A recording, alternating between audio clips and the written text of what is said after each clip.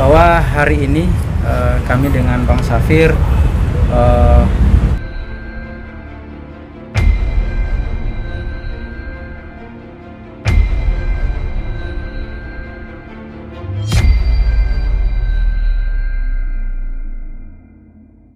melaporkan terkait dengan pencemaran nama baik yang diduga dilakukan oleh mantan istrinya.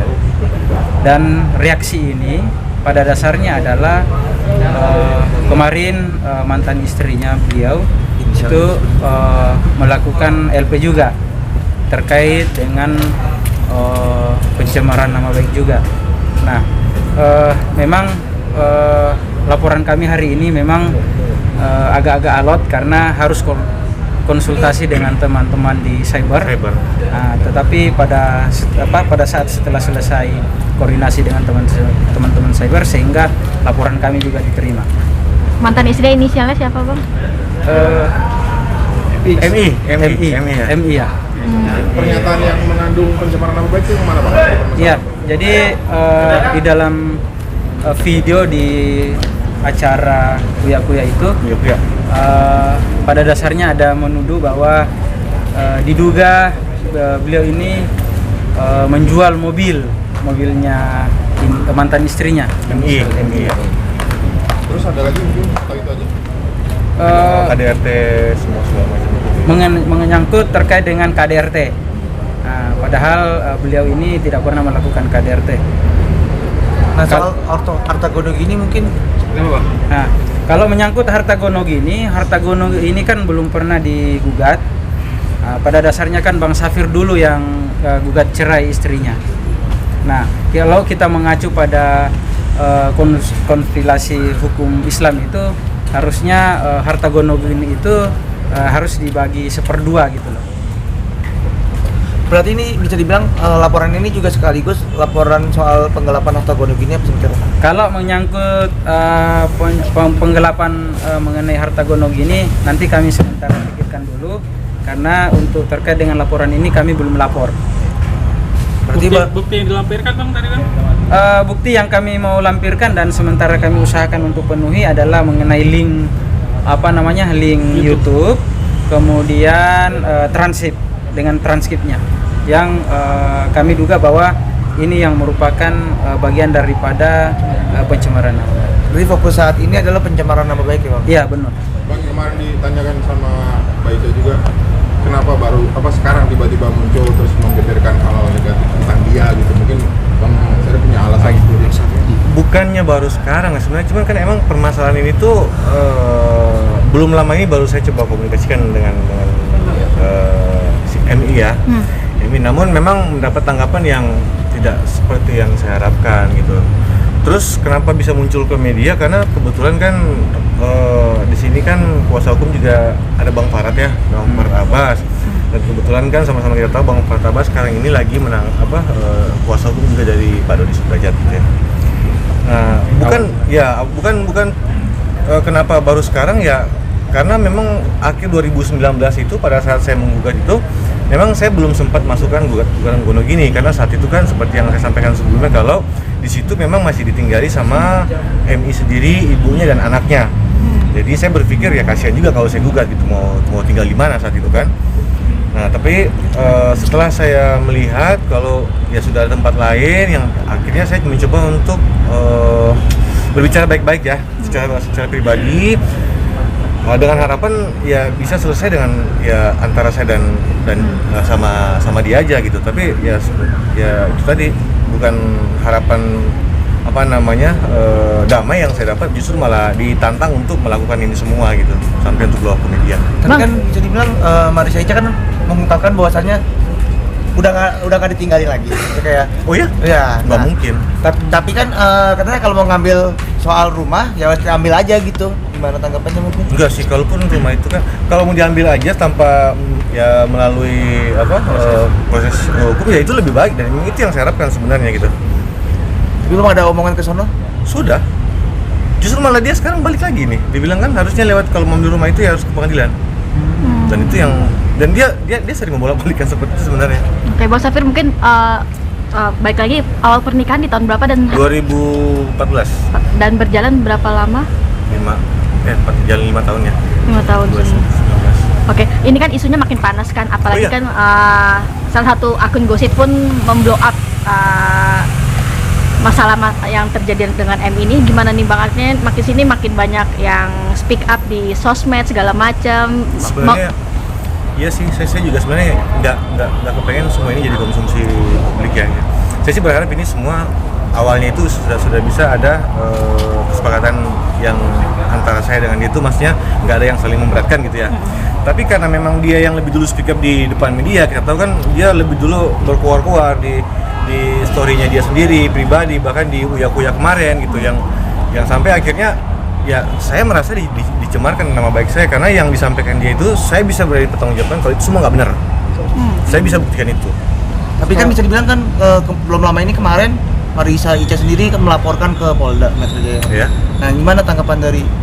Ya nggak masalah, itu haknya dia. Dan begitu pun sebaliknya, saya pun juga punya hak untuk melapor balik. Bang, apa kan Marissa bilang Bang terkesan tiba-tiba merapat ke kubunya Pak Dodi untuk menyerang dia. Ada apa nih, Bang? Itu asumsi mereka, yang salahnya itu cuman ya pemikiran dia sendiri gitu. Saya dengan Pak Dodi kan nggak ada urusan. Saya cuman ya apa salahnya jika saya bersilaturahim sama orang siapapun gitu, yang saya anggap ya selama ini kan mereka juga nggak jahat sama saya kok, nggak pernah ada masalah apa-apa. Dan kehadiran saya ke sana itu terkait masalah saya ada apa namanya ketemu sama Bang Farhad saat itu. Kebetulan di situ tuh ada Pak Dodi, ada Prof Bambang dan lain-lain juga ada gitu. Jadi keterkaitan kalau di sangka seperti itu ya, saya pikir sih mereka terlalu gampang menyimpulkan sesuatu gitu tanpa mengklarifikasi sesuatu. Atau mungkin dia seperti itu karena dia ketakutan kali. Iya, semua ini bisa muncul ke publik. Bisa dibilang kan ini waktu itu pas lagi bercerai ya, ada dua hal yang diungkapkan oleh Marissa Ica sendiri. Yang pertama, Bang Safir KDRT, yang kedua selingkuh. Mungkin gimana tanggapannya? Saya bisa memastikan, silakan buktiin kalau saya selingkuh gitu ya. Jadi pada saya sendiri menyampaikan sama dia, jadi saya tidak pernah menyampaikan dia selingkuh loh. Iya kan? Ya. Nah, tapi kalau dia menyampaikan saya selingkuh, itu salah satu yang menjadi bukti untuk pelaporan kita nih, pencemaran nama baik gitu ya. Kalau KDRT, saya tidak bilang saya nggak KDRT, tapi saya ribut dari yang namanya perkara rumah tangga. Ya mungkin banyak lah, bahkan mungkin lebih ada yang lebih dari saya gitu dalam masalah rumah tangganya gitu yang melakukan. Tapi ini kan ada perkelahian, ada pertengkaran antara saya dengan Marissa sampai akhirnya terjadi adu fisik lah. Ya bukan, ya saya juga waktu itu kan saya dicakar, baju saya juga sobek gitu kan, ya semua juga ada. Cuman kan saya tidak sempat di foto segala macam gitu, karena tujuan saya kan emang nggak ada seperti itu gitu, nggak ada gitu. Tapi kan setelah itu ada kebahagiaan. Artinya kan kalau dia mau ambil itu sebagai kesimpulan untuk jadi KDRT, harusnya kan nggak ada kebahagiaan lagi setelah itu. Tapi ini kan ada. Kapan saya KDRT itu kan harus ada visum itu ada harus LP.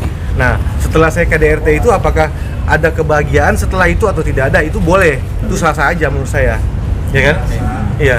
Menyebutkan katanya di kejadiannya di Mekah kalau nggak salah. Oh iya, ini lagi yang lagi viral. Jadi terkesan saya ini benar-benar manusia yang udah nggak punya ini sama sekali ya di depan Ka'bah. Mas, suami mana atau laki-laki mana yang ketika tahu pasangannya itu tidak tidur di kamar itu, dia tidur di mana, siapa yang nggak marah? Tetapi di saat itu bukan saya langsung pukul, tidak, dia tuh berusaha untuk menyangkal. Sementara yang saya temukan di handphone dia memang ada janjian sama ustadz kita yang pandu kita saat itu di sana, dia tidur di situ dan dia pun sendiri akhirnya menyampaikan itu. Ya, aku tidur di tempatnya Pak Ustadz karena dia kasihan sama aku gitu kan, dan namanya kita berantem kan, dia yang lebih dulu keluar dari kamar waktu itu. Jadi menurut saya penyampaian dia itu sebenarnya saya benarkan soal perkelahian itu, tetapi yang dia sampaikan ke publik itu tidak seperti itu. Jadi akhirnya ya nggak seperti, jadi akhirnya opini publik ini menggiring memojokkan saya gitu. Mas Safir, terkait harta gono gini itu hanyakah rumah atau ada benda bergeraknya sendiri? Benda bergerak kan sudah dijual dia. Itu mobil? Mobil yang saya belikan dia tuh dijual dia tanpa izin saya, tanpa sepengetahuan saya gitu. Jadi udah buat saya tuh udah cukup rumah aja lah gitu.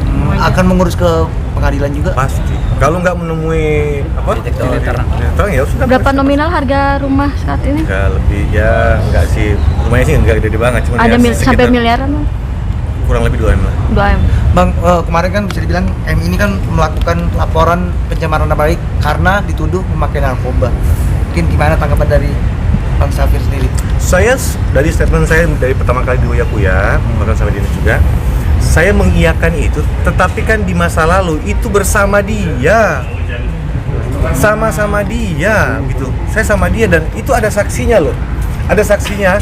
Orang yang pertama kali memperkenalkan saya dengan Marisha itu, sekarang ini kan kemarin belum lama itu kan digebukin sama Marisha, kita tahu ya. Jadi, nah anak ini kan juga mungkin masa dendam gitu ya. Jadi dan memang dia orang yang tahu fakta, dia yang lebih tahu banyak kehidupan Marisha. Nah itu nanti akan saya bawa jadi saksi untuk yang dia di perkara yang selanjutnya. Untuk pasal sendiri apa kali ini laporannya, lapor baliknya? Laporan untuk saat ini kami juga mengacu pada Undang-Undang IT pasal 27 terkait dengan pencemaran nama baik. Nah kami dari kuasa hukum sudah koordinasi dengan teman-teman tim di cyber karena memang agak-agak alot tadi. Teman-teman media tadi kan lihat sendiri tadi. Yeah. Koordinasi ke dalam. Nah sampai sekarang kami masih sementara penuhi yang diminta terkait dengan link yang kami harus masukkan di dalam disk itu karena klien saya ternyata nggak bawa tadi, lupa tadi itu. Jadi hanya itu lalu sudah diproses keluar ini. Ada lagi? Bang mungkin ada terakhir ada mau dijawabkan buat Marisha? Paling gini, selebihnya kan saya serahkan sama kuasa hukum saya Bang Frans ini untuk